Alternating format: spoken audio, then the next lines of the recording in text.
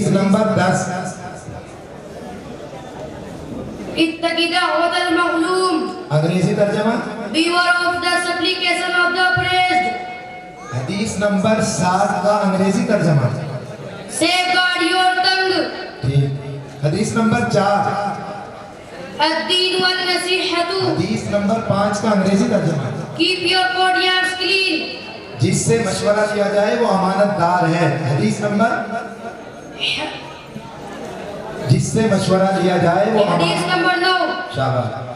ابکی علی خطیئتی. حدیث نمبر.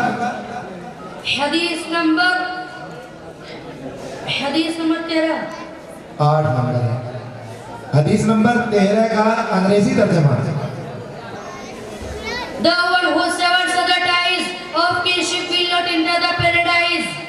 حدیث number 17. الخمر جماع الاثم. 21 number حدیث کا اردو ترجمہ بتائیے.